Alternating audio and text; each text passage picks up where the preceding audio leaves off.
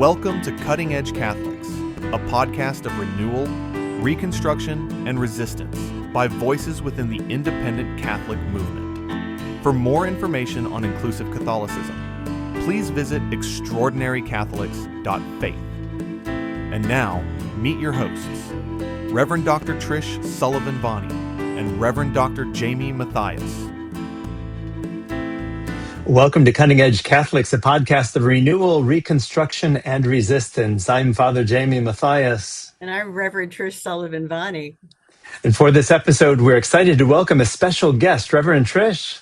I am delighted that my friend, Pastor Matthew Fleming, accepted our invitation to come speak with us today. Matthew runs a very, very interesting ministry out of St. Andrew Lutheran Church. It's a large ELCA Lutheran Church right down the road. So I consider him a colleague, not only a friend.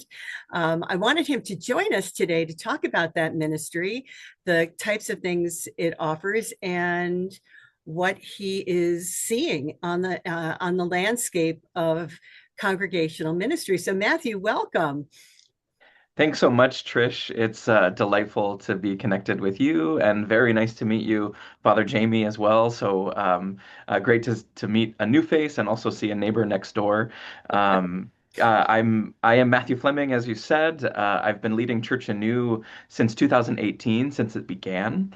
And I'm delighted to share a bit of that story as well. But I'm really glad to be here, honored to be here.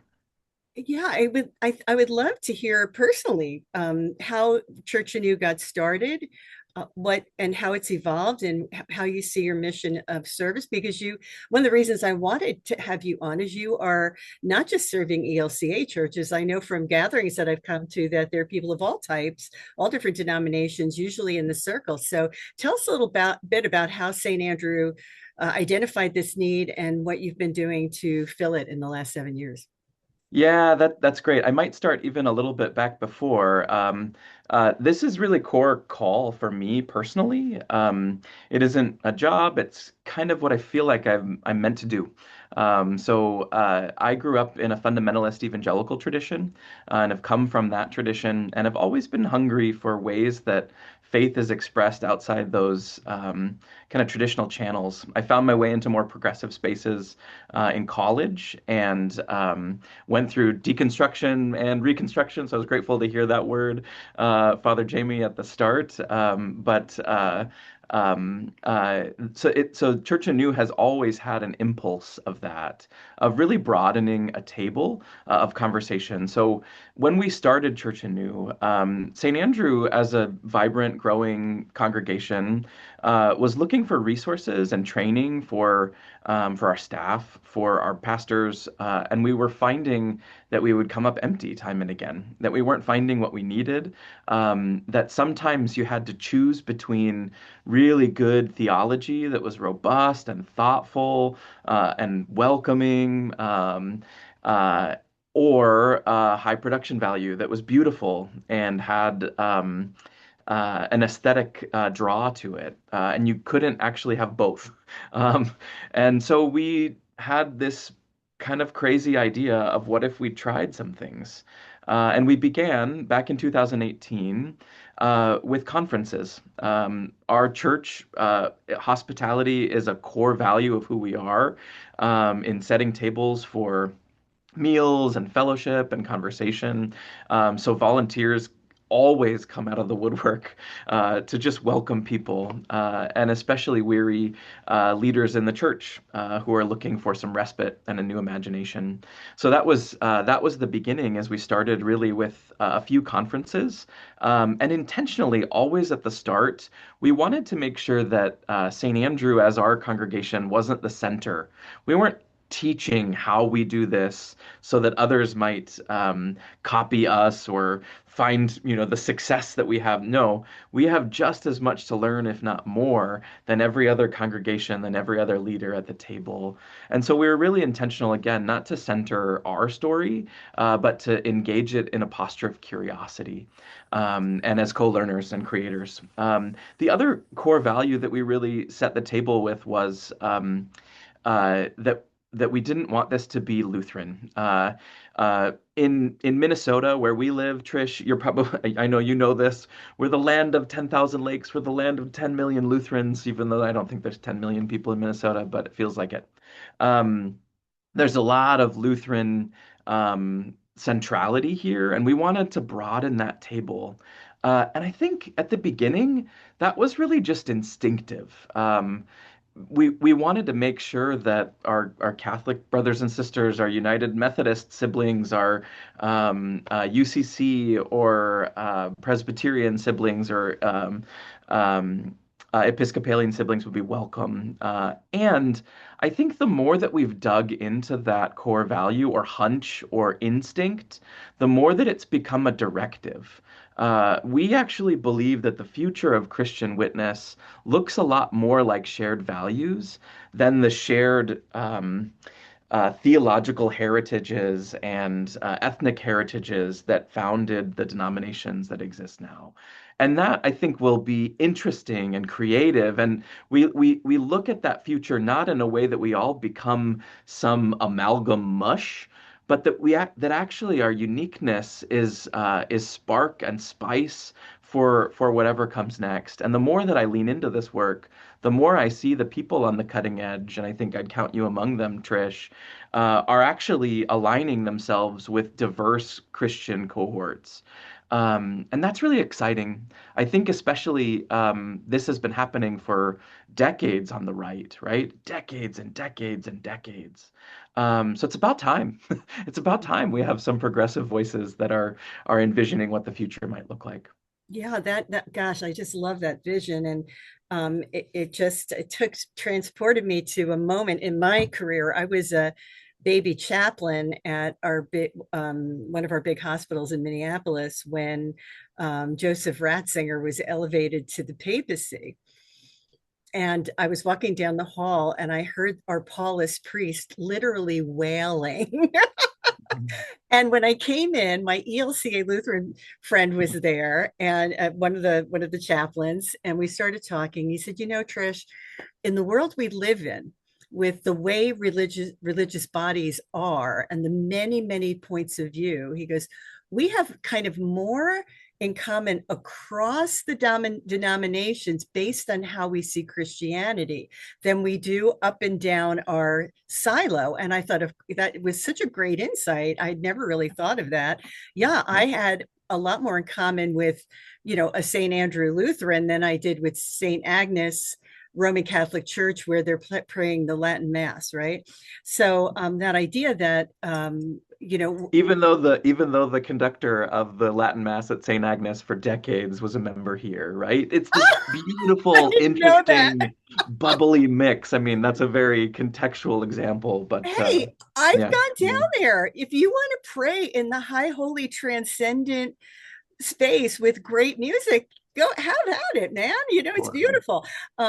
So we do have those commonalities, and I really see you serving them.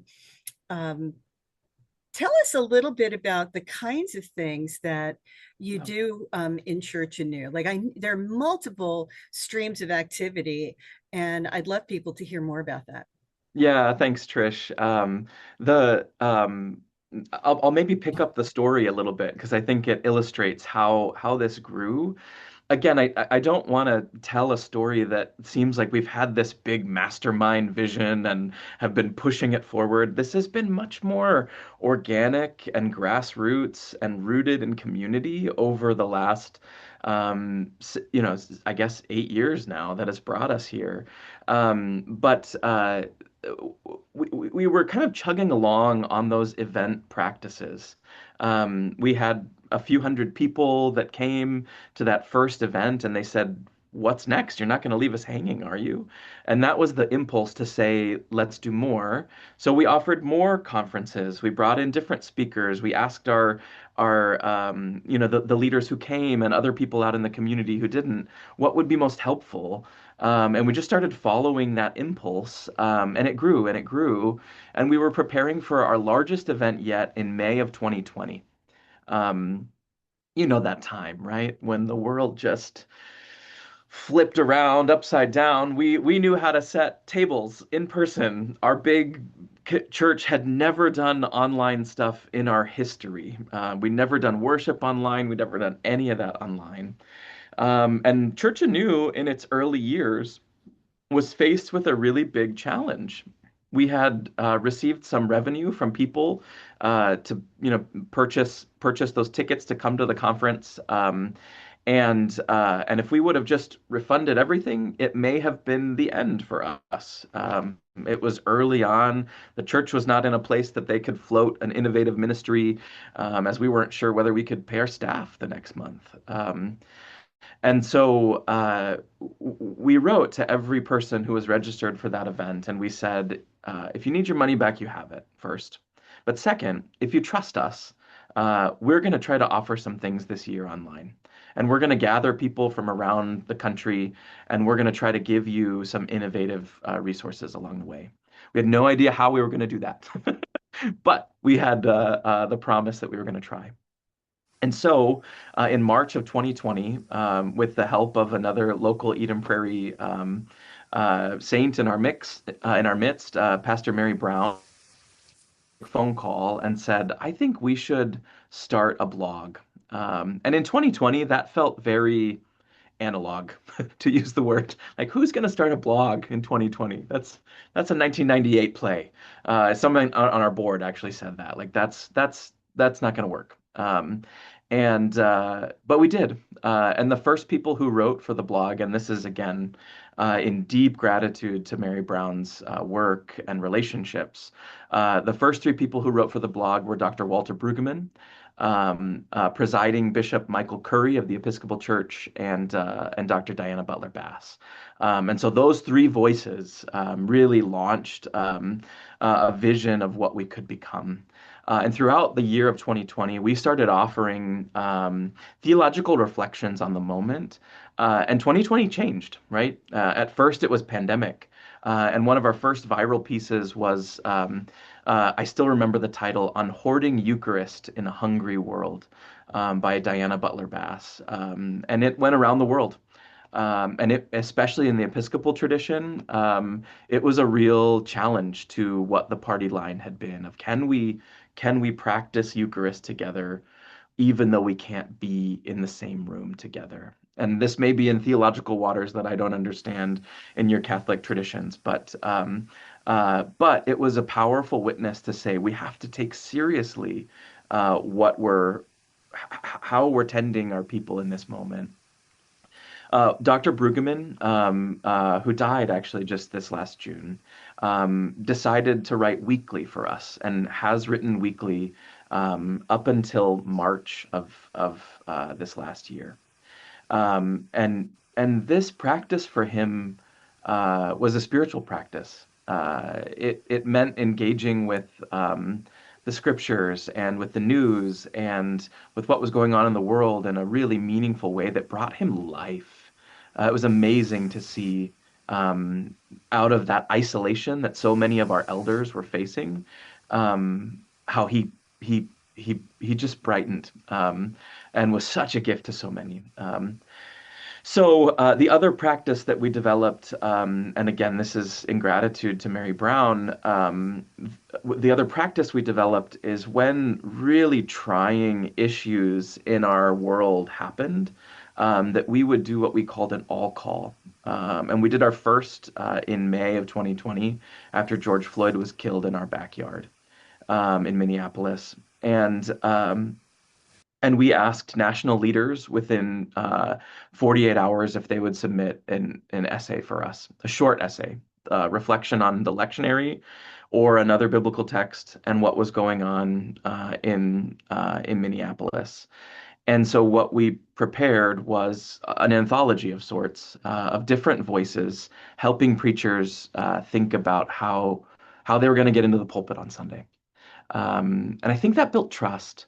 It built trust that we were listening and that we were ready and that we were going to mobilize the resources that we have and those that we didn't for the sake of the gospel in the moment.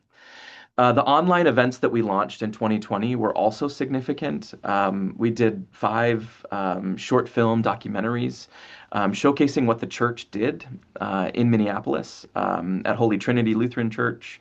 That's right at the 3rd Precinct, just a block away from the 3rd Precinct in Minneapolis, at New City Church, an upstart United Methodist church plant, and at Healing Our City, a prayer tent started by Don Samuels in North Minneapolis, where people sat in meditation and prayer for 8 minutes and 36 seconds, the amount of time that Derek Chauvin kneeled on George Floyd's neck.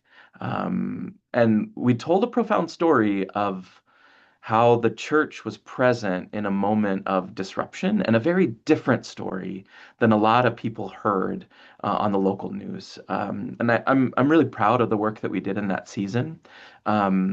After we filmed those documentaries, we gathered about 1,800 people online in August for our first virtual event. We raised funds that we dedicated to local ministry partners that we showcased in Minneapolis, and gave away all of the money that came in. And by the end of by the time we hosted that May event that was supposed to be in 2020, we hosted it 1 year later. We had gathered 6,000 people around virtual events. We had about 400 that we were planning on in May of 2020. And the blog had gone around the world. In that first year, it had reached 125,000 unique users. By now, we've seen more than 750,000 unique users, and more than 1 million views, hits to the website too. So it's been remarkable to see every step along the way how we've had decision points to make. In 2023, we needed some capacity building funding. And so we applied for every single grant or RFP that the Lilly Endowment offered. It's a big place of funding, and at least in our tradition, often we joke that it's the church's one true foundation, which is at least a hymn that I'm familiar with. But it's a wonderful. We've been really impressed by their partnership and their invitation to build capacity in us. So we now shepherd 3 distinct grants with Lilly Endowment that are enabling us to deepen our work. If 2020 and 2021 were about broadening the table, now we're going deeper. And so the first grant is around compelling preaching, and it supports BIPOC preachers, many of whom, not entirely, but many of whom are serving in primarily white congregations or contexts, and helping them to shape and frame their unique voice and contribution to public witness and to their context as well. That's co-facilitated by Winnie Verghese, who's Dean of the Cathedral of St. John the Divine in Manhattan, and Mihi Kim Court, who's a Presbyterian PCUSA pastor in Washington, D.C., Minneapolis. The second grant is focused on renewing Reformation in ELCA churches, and we're providing coaching and consulting and some grant work for them. And then the third grant is focusing on nurturing children through worship and prayer.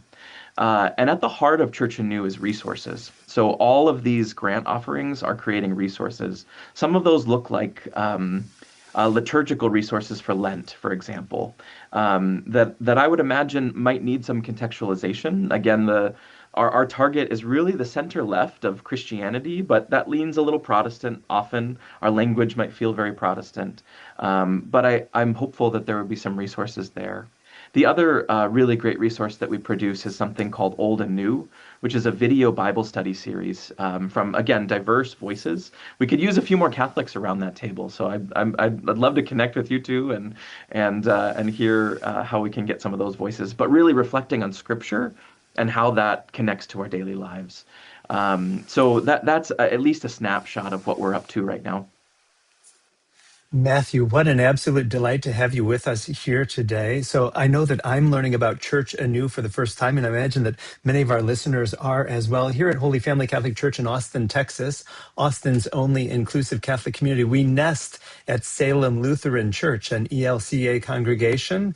And so, because our signage outside has both Salem's name and Holy Family's name, we've been asked before if we are the Lutheran Catholics. And I love that because Hmm. so much of our tradition has been intertwined until the point where, when Father Martin Luther, Father Marty, as I like to call him, had this realization that he could no longer be complicit or silent in the face of so many abuses by his church. So we have this shared history, and I'm intrigued by what it is that you're saying about that you could use more Catholics at the table. Last week, we as Christians celebrated the week of prayer for Christian unity, where we were praying that we might all be one again. You know, it seems like a distant hope somewhere far in the future if we were ever to be united again. But my question for you becomes, especially from your perspective at Church Anew and St. Andrew's, taking a look at those of us within other Christian traditions, particularly within the Catholic moment, I'm imagining it's been difficult historically to build bridges with persons of the Catholic tradition. I was just in the Vatican museums earlier this month, and it begins with a large exhibit on boats, which is interesting because the subtle messaging goes back to this extra ecclesia nulla salus. Outside the bark or boat of Peter, no one is saved. And it just, there's Mm. this, a certain hubris Yeah. that many of us just shake our heads at. Tell Mhm. us, help to unpack that line about wishing that there were more Catholics at the table. How it is that there's been some bridge building or not. The challenges to that. I've heard mention of congregations like St. Agnes. Tell me, where's the Spirit moving in your heart with respect to possibilities in that respect? Yeah. Oh, I really appreciate that question. It's thoughtful and profound, and I honestly feel ill-equipped to answer it, is how I'll answer first. I'm sure I'll come up with something. But just to, again, return to my story, I grew up on the other side of the theological spectrum, right? So distrust of Roman Catholics in my upbringing was of a very different flavor than many of the Lutherans that I bump into. Um, and that comes from fundamentalism. So that's real. Like I think that's just important to acknowledge that there are traditions in all sorts of pockets. I would imagine on the Catholic side and also in the Protestant side and in the different areas of Protestantism that have historically drawn us apart. And there's ethnic pieces to that and immigration piece. I mean, it's a complicated story. But what I'll say, and again, like, you could call me Pollyannish on this, but there are really smart, incredible people working on the theological dialogue. A professor of mine, Dirk Lang, who lives here in St. Paul, was a brother at Taizé, and works on behalf of Lutherans worldwide, to build theological bridges between Roman Catholics and other Catholics, as well as the Orthodox traditions. Um, it's beautiful work, and it's not ours as Church Anew. Um, on the other side on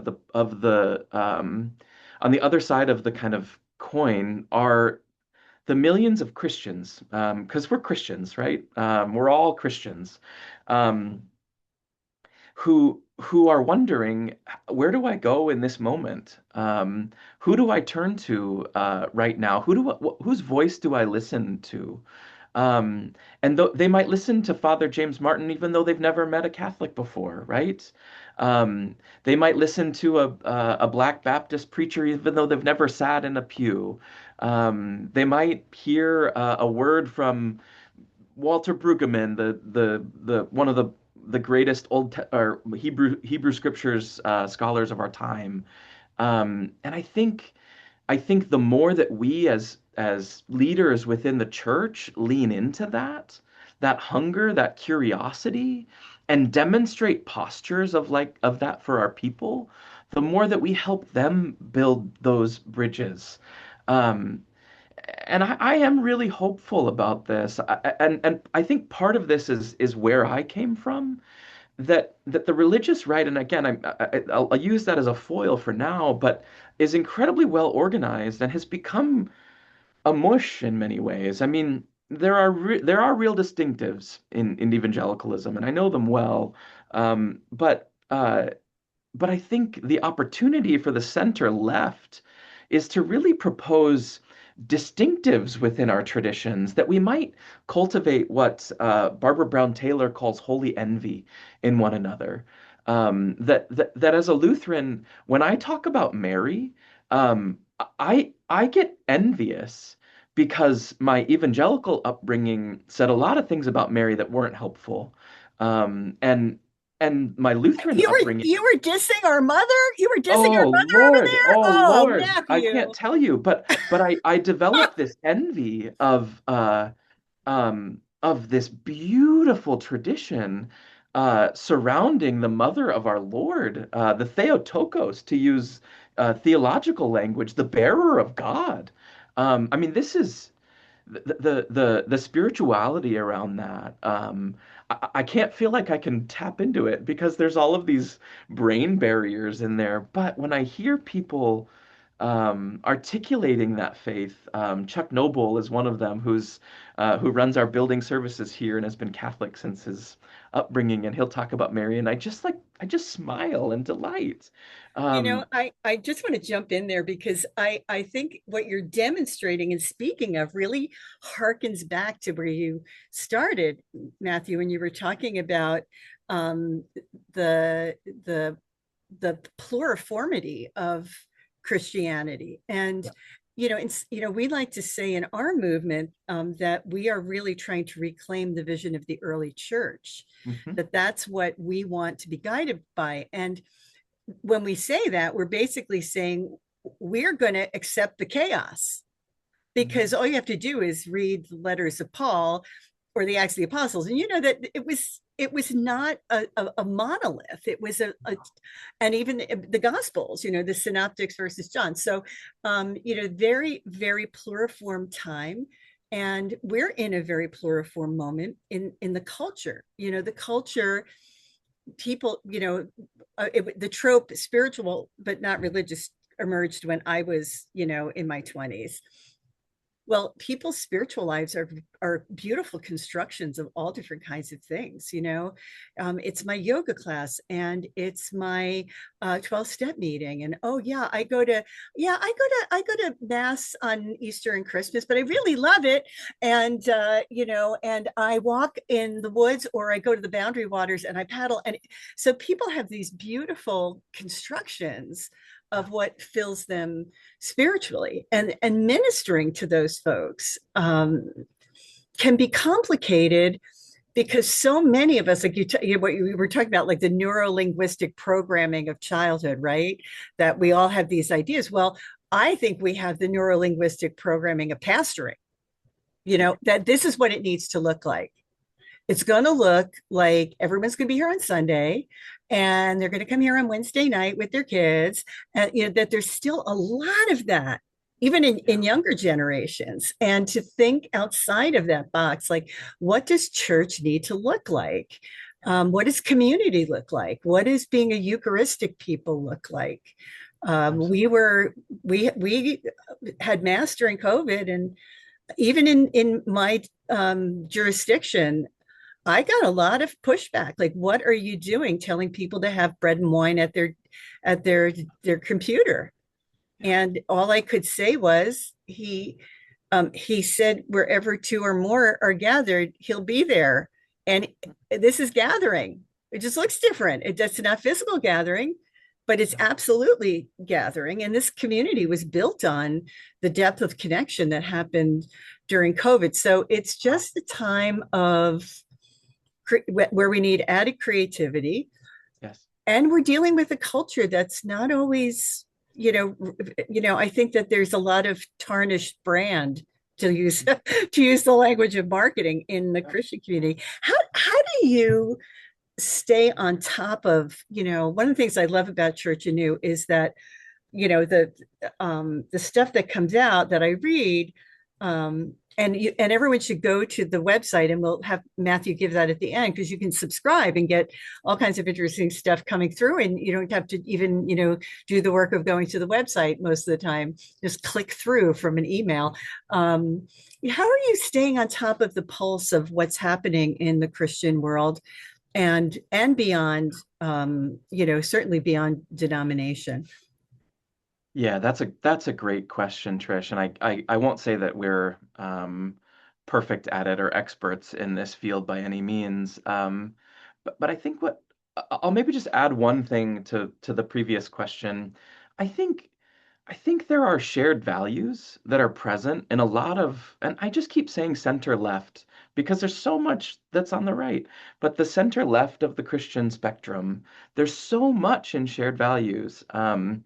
That I think that's also true of our people, and I think the more that we lean into those shared values of welcoming and affirming LGBTQ people, or a hunger for justice, and however we define those, that we'll find that the theological pieces are actually, they're not barriers anymore. I don't know. That's my hope.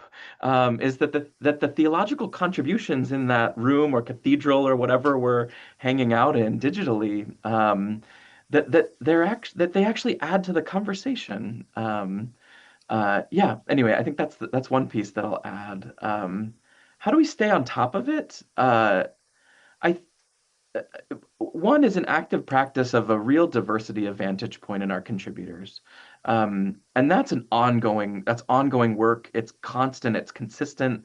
We look for national leaders who are speaking into the moment, who have a pulse on what's going on and are articulating that in a way that's theologically robust.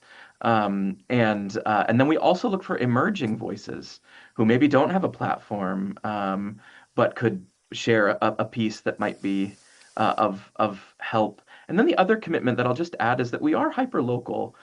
Church Anew is a ministry of our church here in Eden Prairie, and we are in the Twin Cities. And so in the next couple of weeks, actually in the next couple of days, we'll be publishing resources that are written by people in Minneapolis to help congregations think about what's going on in Minnesota. So that in Berlin, if they're preaching about us or praying for us, they might have a story that could be used in a sermon, or to articulate to someone who's asking, what is going on in this world? So we're compiling some of those narratives like we did in the early days with the all call national voices. This time we're going local, and we're saying we have something to share here in Minneapolis, and we're going to share that well. So I think those are at least some impulses. Matthew, both Trish and I are bibliophiles, as you may be able to guess from our backdrops here. And I understand that you are an author. I'm on the edge of my seat.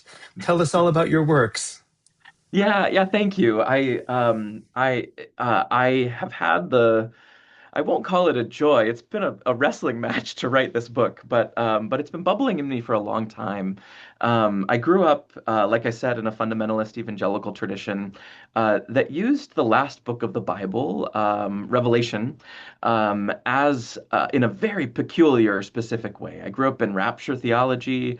I grew up in end times fears, in prophecies that would come up that maybe next month is going to be the end of the world until next month rolls around, and then it's another date, 2 years around, 2 years around the corner. That's kind of the water that I grew up in, and it's been a consistent impulse in me to revisit it. And I finally got the opportunity at St. Andrew, where I serve as teaching pastor, to teach a group of people, and it was a couple hundred people over the course of a year that we studied Revelation, and I was amazed at how curious people were. And when I said I was going to teach Revelation, I didn't know it was also about me. Like, I need to learn about this as well in order to help my people understand this work.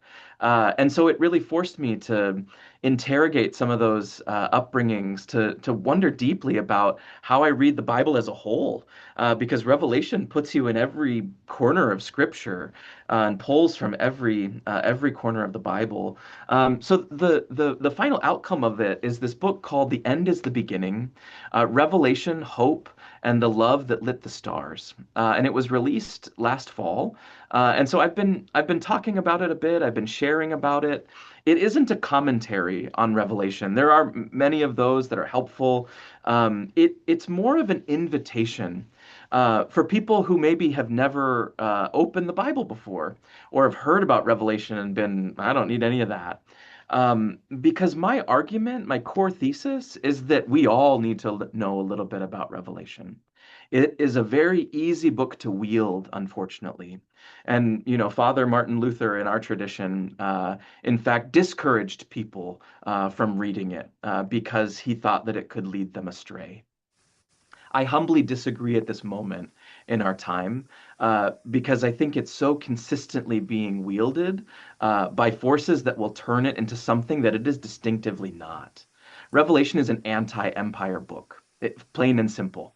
It is a book that draws a line in the sand for ancient Christians and for Christians today to say, will you follow the Lamb or will you follow the forces of empire? And so I think it is a really critical source of moral imagination for our time, and it takes practice to read it. It can be very disorienting. It can be very confusing. But I hope my book provides enough of an in through humor and occasional irreverence and pop culture and references to anti-empire movements over the course of our history in a way that invites people into this book. Not that you have to become a Revelation scholar or read it forward, backward, and upside down, but that you have enough of a kernel to say that's not right when you see something online or when you hear an aunt or uncle say it over the Thanksgiving table, so that people can be better served at integrating in the conversation. Yeah. Matthew, I really appreciate that. And before I throw it back to Reverend Trish, I just want to say, from my own experience, it's so important. I remember being 11 years old and seeing in the back of our church various pamphlets that talked about how the world was going to end, the rapture was going to take place on a specific date. And I remember, loving how I loved to read. So I devoured that pamphlet, but how it just absolutely frightened me. And the fact that I spoke about it with my brothers and my baby brother on that day, dressed up in a white sheet, blowing a bugle, just like unsettled me to no end. So, I just recall I was so interested in reading that I had to read this book of Revelation as an 11-year-old, and the sleepless nights that led to, thinking that there are all sorts of monsters living under the sea that are going to come up and devour us at any moment. So appreciate all that you and other scholars are doing to help shed light on that and help us understand that maybe we don't need to be taking these stories so literally. Science has yet to find this seven-headed monster under the waters, which leads me to believe that the scriptures is less about history and more about theology, telling us, giving us our ancient ancestors' perspectives on our faith. Reverend Trish? Well, I am very put off by the book of Revelation. So Matthew, the next time you do that series, you need to text me. I'm coming over.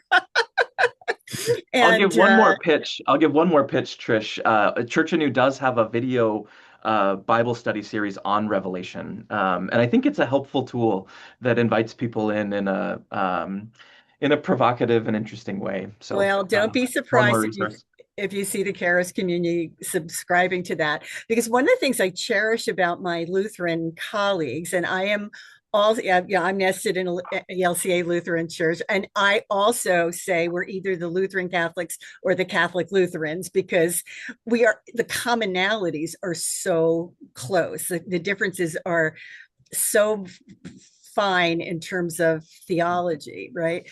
But one of the things I've cherished about my Lutheran context, and it's one of the things I cherished about Luther Seminary. We had Caroline Lewis on a few podcasts back, is the deep love and understanding and depth of knowledge about the scriptures.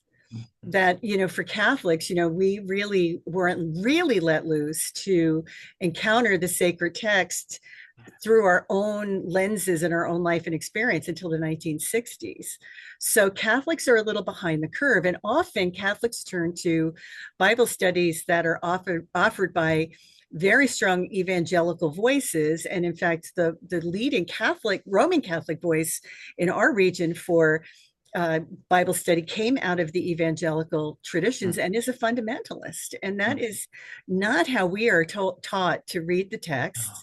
And so I'm very grateful. And the other thing I wanted to just have you talk a little bit about before we wrap up is the supports for preachers. Because, the thing about Church Anew for our listeners is that there's a lot of what Church Anew is doing is about sustaining you. Like, how are you going to do your ministry? What do you need to know? How is your spirituality going to be shaped? How is your well going to be filled? And I was sitting, Matthew knows that I've tried to reboot the ministerial group in our city.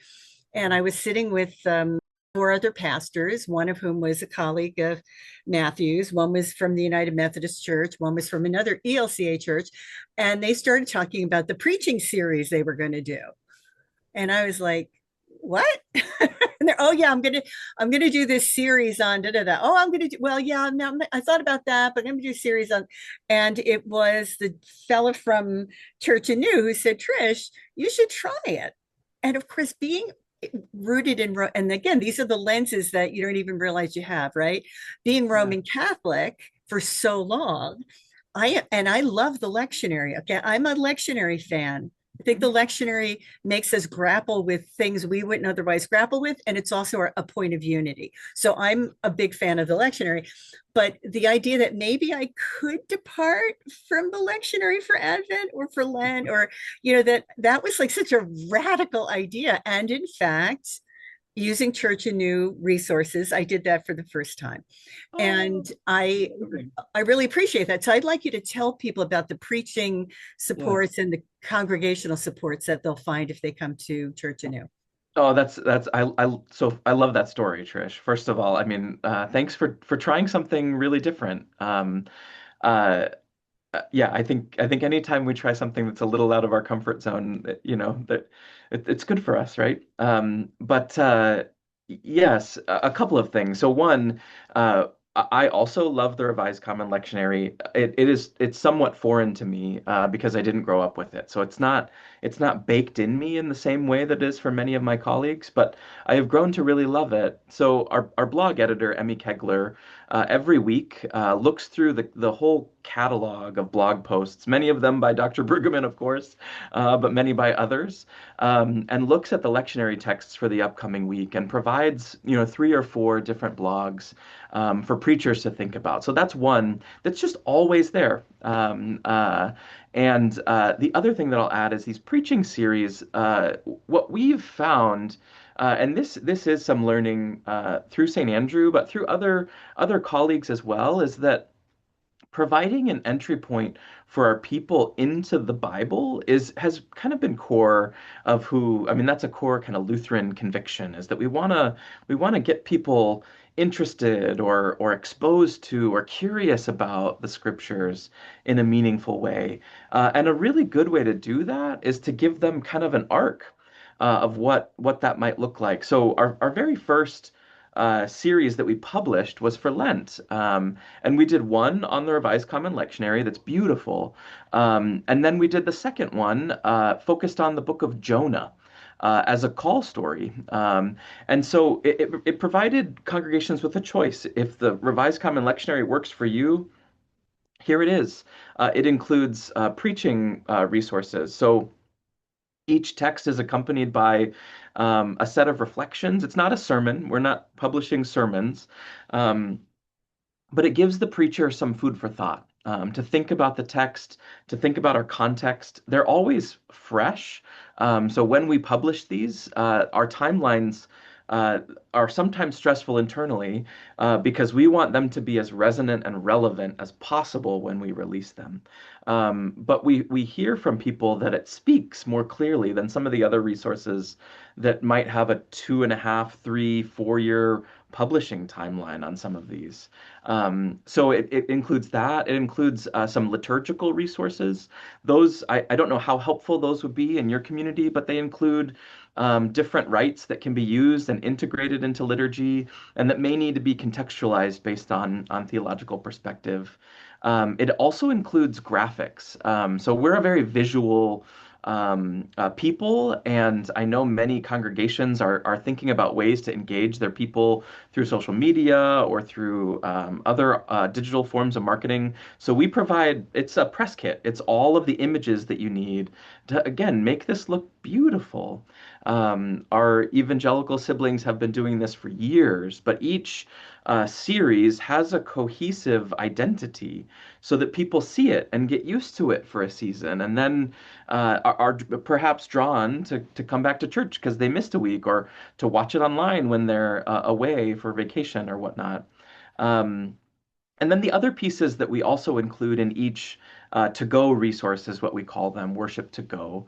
Um, Maybe a brief aside, we called them in a box resources for a few years, and we kept getting phone calls from clergy. When will my box arrive? And it is a digital box, so it's all in there. So we call them worship to go now. But uh, uh, anyway, the other things that are included are often uh, personal spiritual practice resources. So that tie in again with the overall series. So that may look a lot like a devotion for Lent, a page and a reading and a prayer, or it may look like a set of video prayer practices that are maybe a little bit more embodied that we're inviting people into, or it may look like a deck of cards that you take with you for the summer and that have activities to engage in creation.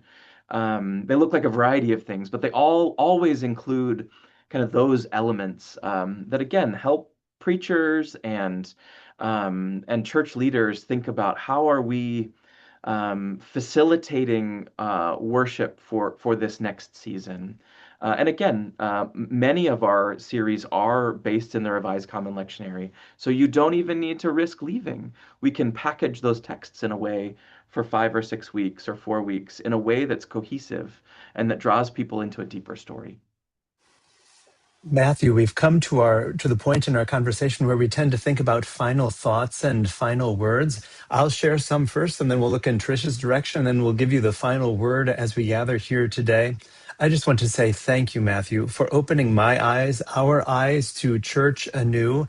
I had no idea that these resources existed, so I can't wait to get off this podcast and to explore the resources that y'all have been pulling together. Thank you for pulling together faith leaders and equipping them with such resources. To hear that you have works of scholars like Dr. Brueggemann, that you've come out with resources for preachers after the murder of George Floyd. That just really gives me hope that there are persons like you, that there are organizations like Church Anew that are really rolling up their sleeves and bringing light and life to this world. So the word on my heart, Matthew, is gratitude. Thank you. Thank you. Thank you for allowing the Spirit to work through you and to really to help to build up the body of Christ. Last week was the week of prayer for Christian unity. I pray that one day, again, we might all be one, but in the meantime, what y'all are doing is so absolutely tremendous. Thank you. Thank you. Thank you, Father Jayme. And I would also underline gratitude. I want to encourage our listeners to don't hesitate to look over the fences that have been built around us. These are human-made constructions, and they can be dismantled. And often, by looking, into other worlds, we can find that it's not all going to resonate, but some of it will. And there are so many great groups doing resources. Church Anew is my favorite. So I wanted people to know about it. I also really love the spirit of nourishing the people where they are that you bring to this, Matthew. And that, the church has always been intertwined with, engaged with, and really even shaped by culture. So while the institutions may be in their slow slog, it's funny that you had a professor in the Lutheran Catholic dialogue. My professor of ecclesiology at St. John's was the leading voice on the Catholic side. They're all going to keep worrying about the theological nuances as we live into something new. And so at the big Roman Catholic Church that I raised my kids in, have a large number of couples were Lutheran and Catholic. And over at St. Andrew, the person who won the battle on Let's Be Lutheran had a Lutheran Catholic couple, right? We're in this world where, Christianity is evolving, and the people of God will take us there. And I'm just super glad that you're serving them and listening to them so closely, and also nourishing the clergy and the pastors and we're in a very tough time right here in this moment. And I'm looking forward to seeing what you guys do next for all of us as we deal with the gravity of what's going on in Minnesota. We always give our guests the final word, though. What would you like to say as we close out? Oh, goodness.